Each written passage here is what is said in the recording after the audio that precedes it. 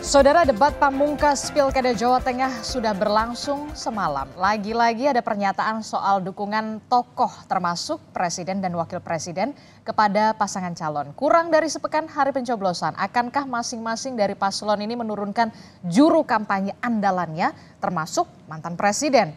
Seberapa besar pengaruh mereka untuk tingkat keterpilihan paslon? Kita akan ulas bersama di pagi hari ini. Dengan juru bicara pemenangan pilkada dari PDI Perjuangan sudah ada Mas Seno Bagaskoro. Selamat pagi Mas Seno. Selamat pagi Mas Seno. Oke. Ya, selamat pagi. Assalamualaikum. Waalaikumsalam. Kemudian ada tim pemenangan dari Ahmad Lutfi dan juga Taci Yasin. Sudah ada Pak Dedi Rahmanta. Selamat pagi Pak Dedi. Selamat pagi, salam sehat semua. Oke, kemudian yang terakhir ada pengamat politik sekaligus Direktur Eksekutif Indikator Politik Indonesia. Sudah ada Mas Burhanuddin Muhtadi. Selamat pagi Mas Burhan. Pagi Mbak, pagi Mas Seno, Mas Dedi. Iya. Selamat pagi Mas Burhan. Pak Dedi. Oke, ini menarik sekali ya karena semalam kita sudah melihat bagaimana penampilan terakhir baik dari paslon 1 dan juga paslon 2 di debat Pilkada Jawa Tengah. Ini mengusung tema membangun sosial budaya, pendidikan, kesehatan, dan perlindungan untuk masyarakat yang sejahtera dan toleran. Banyak sekali yang kemudian adu gagasan, saling tanya jawab, Mas Burhan, dan kita tahu ini merupakan adu perang bintang begitu ya, Pilkada Jawa Tengah ini. Nah, kalau saya minta penilaiannya dari Mas Burhan, jadi semalam bintangnya siapa nih? Terus terang di antara debat calon gubernur, terutama di provinsi dengan jumlah populasi padat, Jawa Tengah yang tone debatnya itu relatif paling adem. Dan itu diakui oleh kedua calon gubernur, bahwa perdebatannya itu menampilkan suasana persahabatan. Jadi relatif anyep kalau istilah orang Jawa Tengah. Kurang greget apa gimana ya, Mas Burhan? Jadi sepertinya ada kesadaran dari kedua calon gubernur untuk tidak memanaskan situasi minimal di ruang publik. Apalagi kita tahu keduanya berasal dari latar belakang TNI dan polisi. Jadi ada kekhawatiran kalau suasana panas itu ditampilkan langsung oleh kedua jenderal di atas panggung, itu akan memanaskan tensi persaingan, termasuk juga memicu, ya ini kekhawatiran, sah-sah saja, memicu situasi panas antara TNI dan Polri. Dan itu yang kemudian ditampilkan dalam beberapa debat supaya tidak terlihat memicu persaingan yang panas antar aparat keamanan dan membuat suasana debat menjadi kurang greget. Dibanding misalnya, coba bandingkan Sumut. Itu kan luar biasa itu, debat calon gubernur Sumut. Panas. Kemudian DKI. Ya, DKI itu Mas Pram dengan sangat leluasa melakukan attacking, ya, termasuk juga Ridwan Kamil tidak kalah gertak dengan serangan baliknya. Jadi menurut saya Jawa Tengah punya kekhasan, mungkin itu orang Jawa ya, orang Jawa itu kan kerisnya ada di belakang. Ya. Oke, jadi ada alasan mengapa pentolnya ada di belakang, pentolnya kalau pakai belangkon. Main behind the gun ya. Oke, menarik sekali tentu kalau Mas Burhan mengatakan ada alasannya kenapa bisa dikatakan debat pamungkas ini justru berlangsung anyep begitu ya, menampilkan nuansa persahabatan dan juga kekeluargaan. Tadi alasannya sudah diungkapkan. Tapi yang kemudian menjadi pertanyaan saya adalah dari Pak Dedi. Pak Dedi, ini kan Pak Lutfi hampir di setiap closing statement ataupun visi misi, dan terakhir kemarin Pak Lutfi ini dalam closing statementnya tetap menyinggung soal rasa terima kasihnya sudah mendapatkan dukungan dari Pak Prabowo dan juga Pak Jokowi. Ini memang jadi upaya dan juga strategi terakhir begitu ya untuk kemudian menggrab pemilih warga Jawa Tengah untuk ada tokoh Jokowi dan juga Pak Prabowo di sana. Ini menjadi upaya terakhir. Sebenarnya juga bukan upaya terakhir, itu lebih kepada sikap menghormati pada para pimpinan, kepada para tokoh-tokoh yang juga sudah berjasa membangun Republik, membangun Jawa Tengah.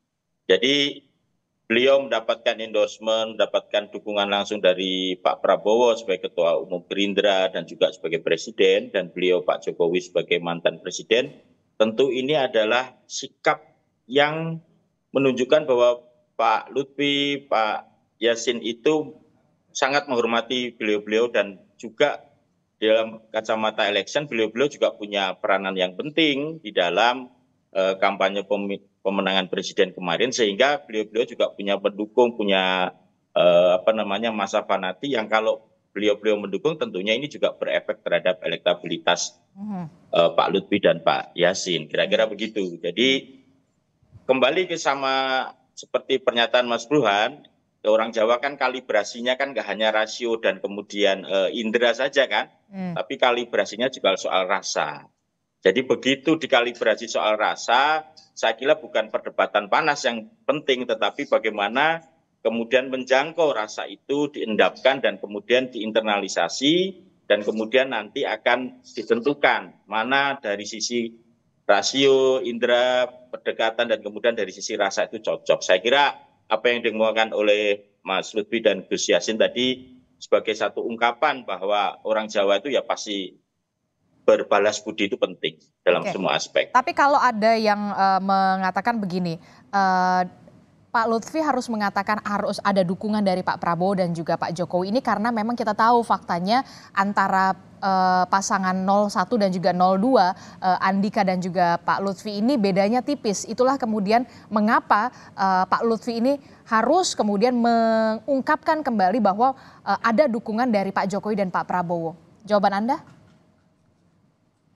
Ya, banyak rumus politik juga sering disampaikan Mas Burhan, kan sehari sebelum pemilu itu bisa mengubah keadaan apapun gitu loh. Jadi meskipun survei beberapa minggu yang lalu jaraknya masih sama, bukan berarti hasilnya kemudian dipastikan akan sama dengan survei.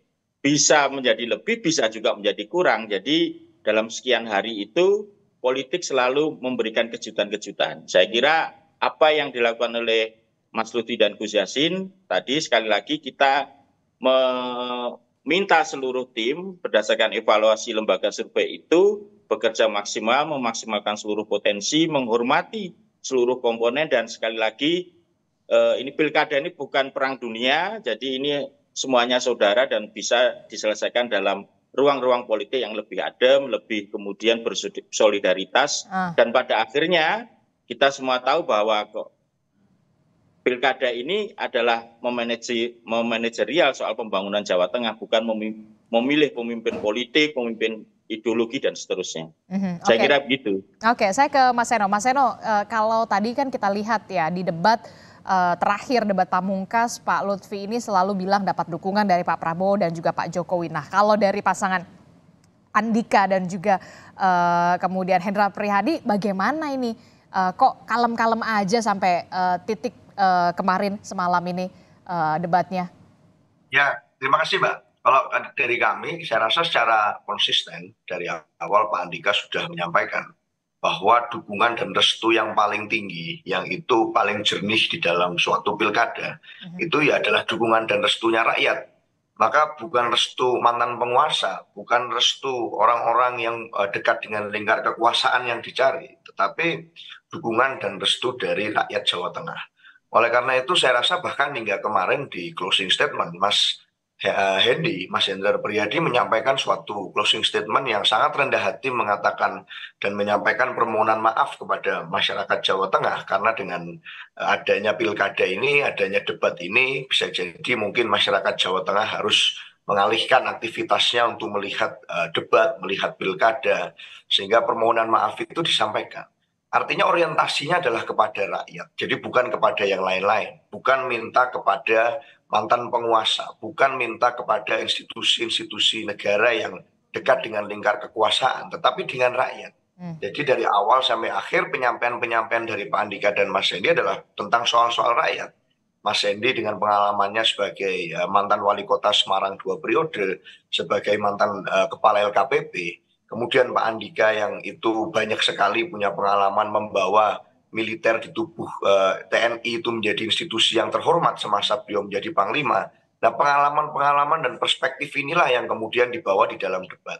Maka saya rasa dari awal pun beliau berdua sejak debat pertama tidak pernah kemudian bawa-bawa nama orang lain, tidak pernah bawa-bawa backingan, tidak pernah bawa-bawa dukungan dari mantan penguasa yang itu kemudian diajukan di dalam debat, karena bukan itu poinnya. Poin di dalam debat saya rasa adalah membahas tentang bagaimana perspektif masing-masing, dan beliau berdua konsisten di message itu Mbak. Anda sempat menyinggung restu itu dari rakyat, bukan dari lingkaran penguasa dan segala macam. Tapi kemudian yang tidak bisa kita tutup mata adalah soal Jokowi's effect ini yang kemudian juga cukup berpengaruh loh di Jawa Tengah. Ya, kalau disebut tadi oleh Prof. Burhan di pertama kali, masyarakat Jawa Tengah itu adalah masyarakat yang punya kultur politik Jawa yang artinya apa? Variabel ukurnya bukan hanya baik buruk atau benar salah, tetapi ada juga persoalan etika dan kultur Jawani atau tidak Jawani. Nah, kalau kita melihat perbincangan publik sekarang, bicara tentang Pilkada Jawa Tengah, apa yang ditampilkan oleh kemudian Pak Jokowi itu memantik perspektif yang beragam loh.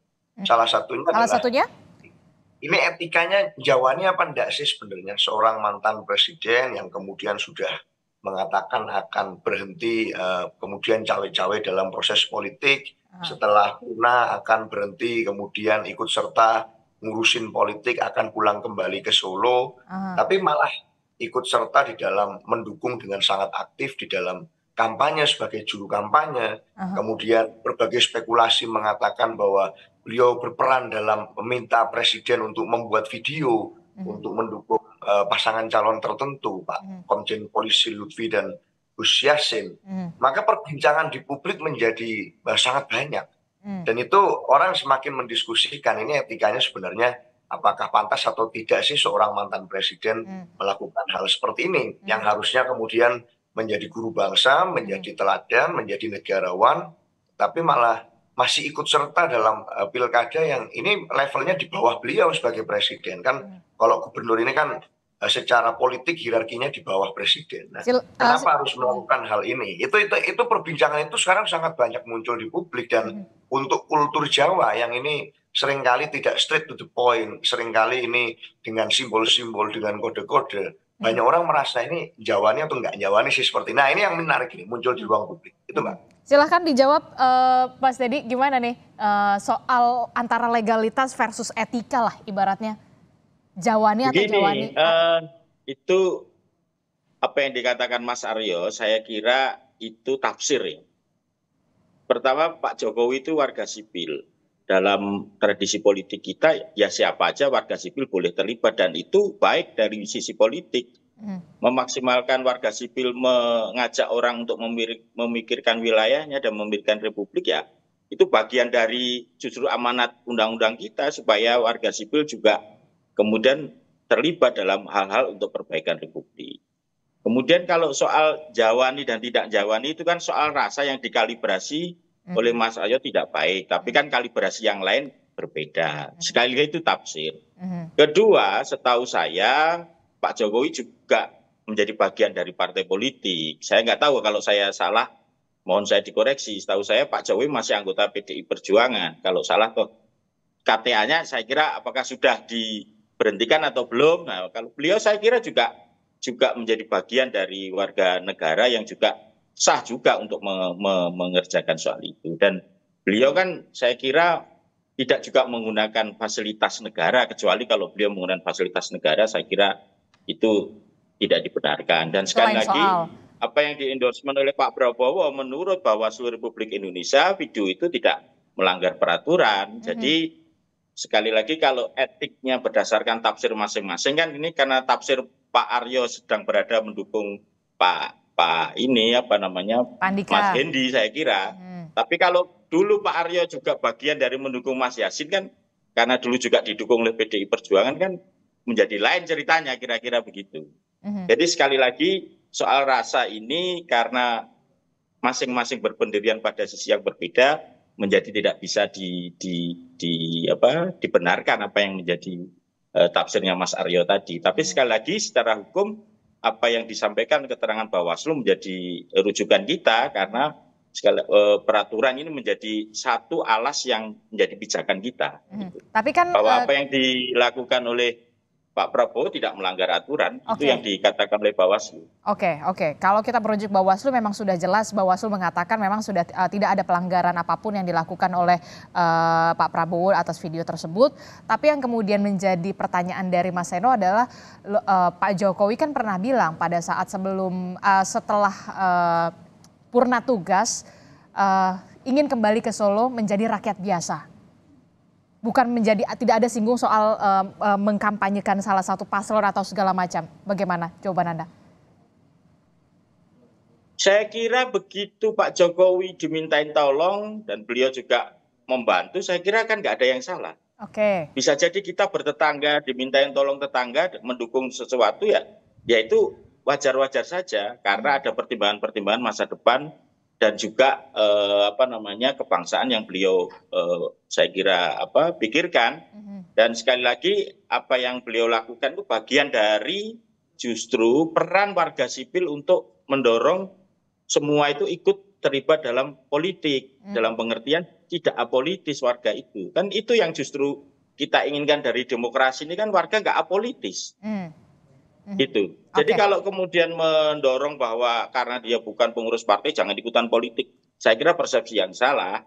Karena justru bagian dari pendidikan politik kita di dalam demokrasi kita, warga itu nggak boleh apolitis. Itu kira-kira. Oke, Mas Burhan, bagaimana Anda melihat soal sosok dari Joko Widodo ini yang kita tahu di visual juga terlihat berada di tengah antara Pak Lutfi dan juga Taci Yassin begitu pada saat kalau tidak salah di Kabupaten Tegal dan juga Banyumas. Kemudian ini sebenarnya antara legalitas dan juga versus etika. Nah, bagaimana penjelasan Anda soal ini, Mas Burhan? Ya, saya coba melepaskan diri ya dari perdebatan masing-masing sudut politik ya.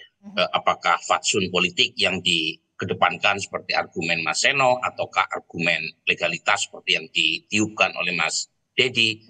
Masing-masing punya justifikasi ya.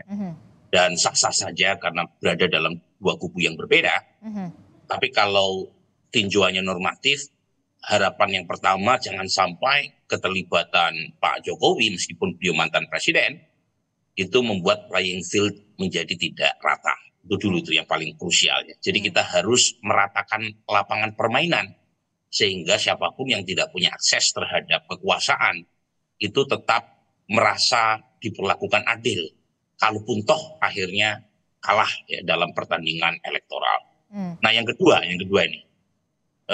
Secara elektoral, ya data menunjukkan semua survei bahwa efek Jokowi itu masih matters. Survei indikator, survei Litbang Kompas, itu clear datanya. Dan di antara semua wilayah yang paling kuat magnitude elektoral Pak Jokowi, Jawa Tengah memang. Kedua Jawa Timur.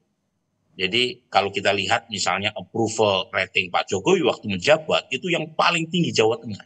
Pernah sampai 90%. Hanya kalah oleh NTT. NTT 95%. Dan distribusinya tidak normal untuk kasus NTT.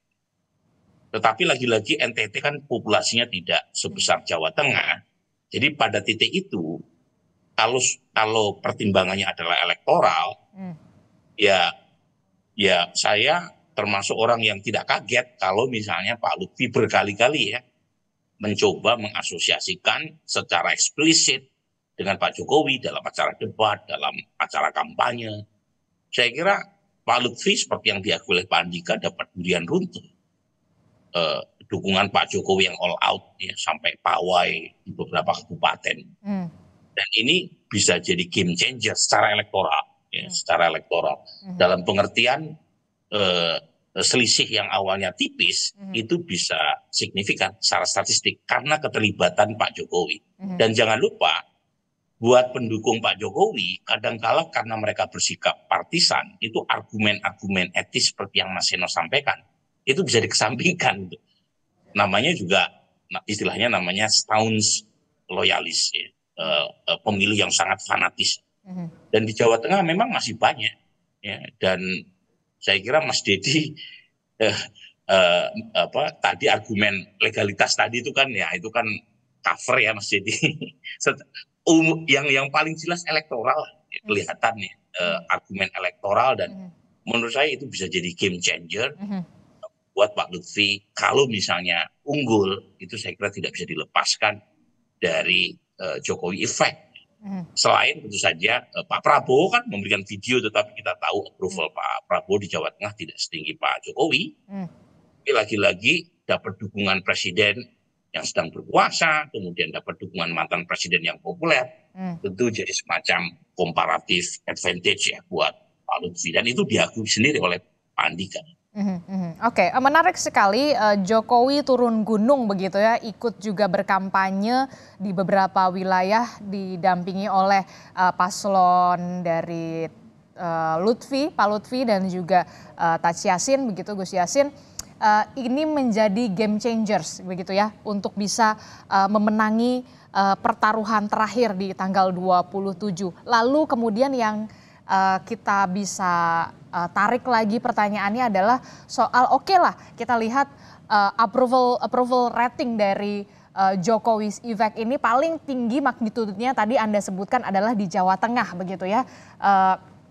Lalu bagaimana kita juga tahu Jawa Tengah ini adalah kandang banteng atau kita tahu mayoritas adalah pemilih dari PDI Perjuangan. Seberapa besarkah kemudian adu tarik-menarik antara Jokowi effect dan juga kantong suara dari PDI Perjuangan? Jangan dijawab dulu Mas Burhan, tetaplah bersama kami di Sapa Indonesia Pagi. Kami akan kembali usai jeda. Saudara masih membahas bagaimana soal endorsement Joko Widodo dan juga Megawati di Pilgub Jawa Tengah. Seperti yang kita tahu semalam debat pamungkas atau last dance yang terakhir bagi kedua paslon ini sudah dilakukan begitu ya oleh Pak Andika dan juga Pak Lutfi semalam dalam debat pamungkas. Saya ingin bertanya ke Mas Burhan tadi. Mas Burhan, ini kan tadi kita sudah melihat bagaimana dan mendengarkan kalau memang approval rating dan juga Jokowi effect di Jawa Tengah ini cukup tinggi approval ratingnya. Lalu bagaimana soal kantong-kantong suara PDI Perjuangan yang kita tahu ada di Jawa Tengah? Soal Pilkada Jawa Tengah ini seperti apa? Lebih ke tokohankah atau ke partai politiknya? Memang kalau dibandingkan dengan banyak provinsi lain, Jawa Tengah tingkat party ID-nya lebih tinggi ya. Tapi secara nasional kan cuma 12%. Di Jawa Tengah sekitar 18%. Dan dari 18% orang yang punya kedekatan dengan partai politik, itu sebagian besar dekatnya ke PDI Perjuangan. Itu fakta. Tetapi meskipun 18% total termasuk yang tidak dekat dengan PDI Perjuangan dihitung, itu kan partisan voters di Jawa Tengah ya kurang dari 20. Artinya 80% orang Jawa Tengah tidak punya kedekatan apapun dengan partai politik. Nah di situ, jadi meskipun secara faktual kita melihat kenyataan PDI Perjuangan selalu unggul di Jawa Tengah, di 2009 Pilpres Pak SBY menang telak di putaran pertama, Ibu Mega masih menang di Jawa Tengah. Ini poin bahwa Jawa Tengah memang kandang banteng. Gubernur yang diusung oleh PDI Perjuangan selalu menang. Tetapi catatan yang sangat luar biasa itu, tanda kutip secara elektoral tercidrai kan dalam pemilu 2024 ya. Karena PDI Perjuangan gagal untuk mengusung kemenangan buat Mas Ganjar di Jawa Tengah. Jadi lagi-lagi ini pertarungan babak kedua antara 2M. Bukan 2 miliar ya, antara machine versus man. Jadi machine di sini adalah PDI Perjuangan yang kita tahu punya akar kultural sekaligus struktur partai yang kuat di Jawa Tengah, melawan man ya. Man di sini adalah ketokohan yang direpresentasikan oleh Jokowi. Nah kita lihat nanti siapa yang unggul. Tapi lagi-lagi kalau misalnya Andika yang unggul, itu jelas merepresentasikan kekuatan mesin partai yaitu PDI Perjuangan. Karena Andika masuk bulan Agustus 2024 itu dengan modal elektoral yang sangat minimalis dan naik secara cepat. Itu ya mau tidak mau berkat jasa mesin partai PDI Perjuangan. Sementara Pak Lutfi juga demikian. Pak Lutfi kan asalnya bukan Jawa Tengah, meskipun berkiprah berpengalaman berkarir lama di Jawa Tengah. Kalau misalnya mengalami kenaikan di ujung, ya, itu saya kira berkat kekuatan Pak Jokowi. Jadi 2M ini saya kira yang akan kita uji tanggal 27 November nanti. Walaupun lagi-lagi ini bukan hal yang mudah buat PDI Perjuangan. Karena Pak Jokowi lahir dari rahim PDI Perjuangan dan kemudian punya rute yang berbeda berkaitan dengan kontestasi 2024. Tapi menarik sekali, pertanyaan saya kemudian begini, untuk di Jawa Tengah, mana yang lebih dominan? Mesin partai politik yang bekerja atau ketokohan yang bekerja? Tadi 18% yang merasa dekat dengan partai. Artinya 80% orang mengambang. Kalau dibandingkan secara relatif, 18% orang yang dekat dengan partai masih lebih tinggi. Di Jawa Barat cuma 9% orang yang dekat dengan partai. Jadi separuhnya Jawa Tengah. Tapi lagi-lagi 80% lebih orang tidak dekat dengan partai manapun, termasuk PDI Perjuangan, itu lahan yang subur buat apa yang dikenal dengan istilah personalisasi politik. Personalisasi politik paling sukses dalam sejarah elektoral Indonesia ya Pak Jokowi. Ya. Jadi dia mempersonalisasi politik, ya. Kan beda dengan Ibu Mega. Ibu Mega pendekatannya kan kelembagaan partai. Makanya pejabat publik disebut oleh Ibu Mega sebagai petugas partai. Sementara Pak Jokowi itu lain, dia melihat market Indonesia yang cenderung mengalami deparpolisasi, mengalami partisan de-alignment. Dan beliau pengen tampil beyond partai politik. Ya. Nah kalau melihat segmentasi berdasarkan market driven itu, Pak Jokowi sukses. Tapi lagi-lagi kalau melihat politik dalam pengertian pentingnya pelembagaan partai, saya kira apa yang dilakukan oleh Ibu Mega adalah role model. Lagi-lagi apakah pendekatannya ideologi base ataukah market base, itu pertarungan yang kita akan saksikan kembali di Jawa Tengah tanggal 27 ini gitu. Agak sabar dikit, 7 hari lagi selesai. 7 hari lagi masih punya waktu walaupun memang pekan depan sudah mulai masa tenang ya, masa tenang kampanye begitu. Nah Mas Seno gimana nih kalau dari penjelasannya Mas Burhan tadi ada 18% yang punya kedekatan dengan partai politik dan lebih dari 80% tampaknya masih mengambang. Nah untuk Jawa Tengah sendiri mesin partai politiknya seperti apa sampai kemudian juga sosok Bu Mega yang kita tahu Ketua Umum PDI Perjuangan, dan kalau kita garis lagi lurus ke belakang soal Mas Ganjar pada saat Pilpres lalu seperti apa? Ya terima kasih Mbak. Kalau saya suka sekali tadi dengan pernyataan Prof. Burhan tentang mesin versus man. Itu kalau di bahasa rakyat di Jawa Tengah yang muncul, itu bahasa rakyatnya adalah kemunculan dari seorang Rambo. Jadi Pak Andika ini diidentikan dengan Rambo yang satu partai saja melawan hampir seluruh partai. Faktanya kan kalau kita bicara konstelasi dukungan partai politiknya, PDI Perjuangan di Jawa Tengah sendirian melawan koalisi partai politik, kerjasama partai politik yang sangat besar, ditambah dukungan dari mantan presiden di sana.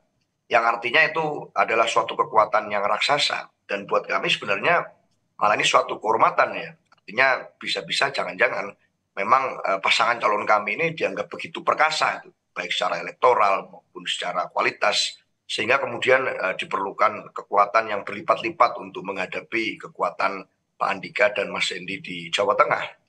Tapi poinnya adalah satu sebenarnya, kedekatan PDI Perjuangan dengan Jawa Tengah itu tidak bisa dimanufaktur, dimanipulasi secara citra, itu hanya dalam waktu yang singkat.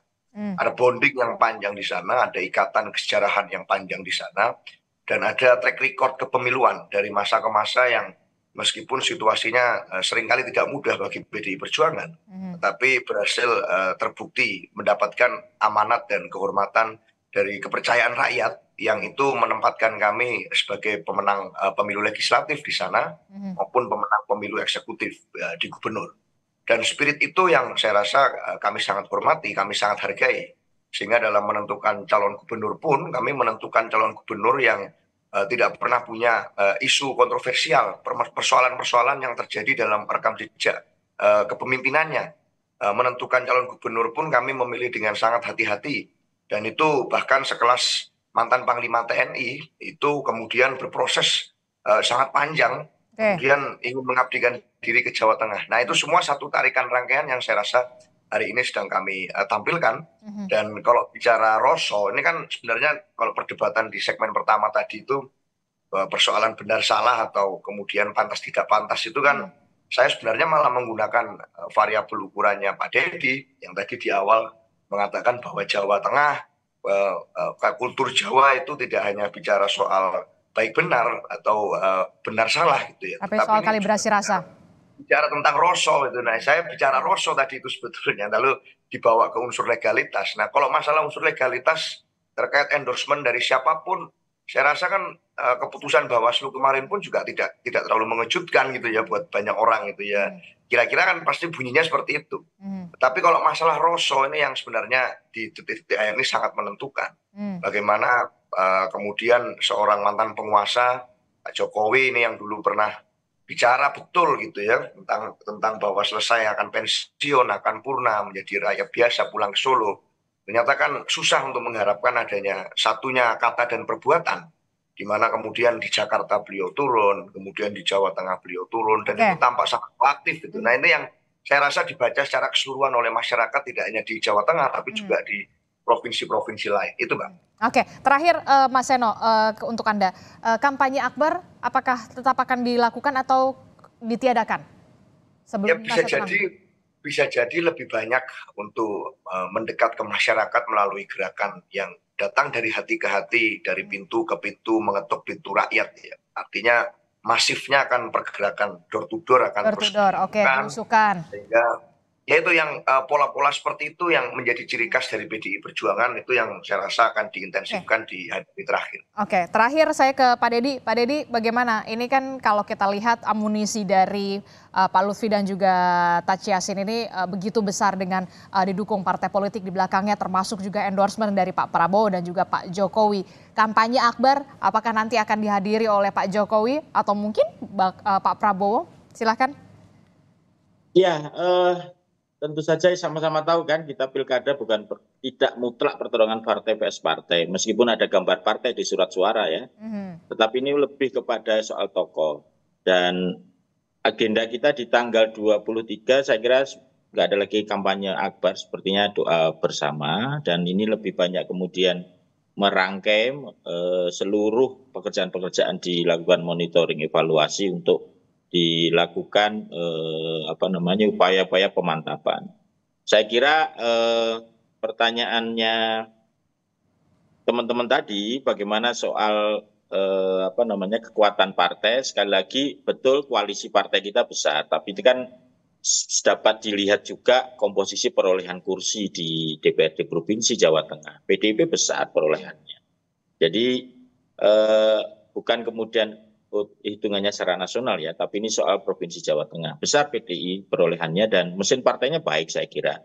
Dan itu menjadi seperti yang Mas Burhan bilang, ya itu jadi contoh untuk pembangunan partai ID. Tetapi sama-sama kita punya problem nasional bahwa partai ID kita makin pemilu ke pemilu bukan mengalami kenaikan, tapi mengalami penurunan dan itu problem demokrasi kita. Nah, tentu kita menyadari betul kelebihan-kelebihan PDI Perjuangan, tetapi kita juga meyakini bahwa ini bukan pertarungan partai, sekali lagi ini pertarungan tokoh, dan ini bukan juga pertarungan ideologi juga, bukan. Ini soal pemilu kepala daerah yang secara spesifik namanya gubernur, yang mana itu juga kewenangannya beda dengan kabupaten kota, dan gubernur juga bagian dari nanti pemerintah pusat berdasarkan PP 33 itu. Sehingga kita ingin mengajak semuanya itu untuk melihat pemilu itu pesta biasa saja, nggak perlu harus tegang karena toh 5 tahun lagi juga ada yang begini-begini. Ada pilkada lagi ya? Iya. Oke, gitu terakhir Mas Burhan, apa yang ingin Anda sampaikan? Apalagi ini sebentar lagi ada ya kampanye akbar lah ya. Seberapa besar pengaruhnya ketika nanti ada tokoh yang hadir, katakanlah Pak Jokowi atau Pak Prabowo mungkin, apalagi untuk pilkada Jawa Tengah, Mas Burhan? Ya memang di antara daerah yang sangat kompetitif, merefleksikan kompetisi antara Kinplus dengan PD Perjuangan, antara Jawa Tengah dan DKI Jakarta. Dan saya berharap ya playing field yang rata tadi itu berlaku buat siapapun. Karena setiap partai kan kadang ada di dalam kekuasaan, kadang ada di luar kekuasaan. Dan untuk memastikan bahwa demokrasi berjalan secara baik, siapapun yang berada di luar kekuasaan itu harus mendapatkan akses yang sama, kesempatan yang sama ya, untuk menang. Ya. Kalau misalnya diperlakukan sama, saya kira kalaupun toh kalah tidak akan menolak hasilnya. Itu yang paling utama. Jadi playing field yang rata, sehingga siapapun merasa diperlakukan adil. Itu yang pertama. Yang kedua ini yang penting juga, toleransi politik uang di Jawa Tengah itu salah satu yang paling tinggi.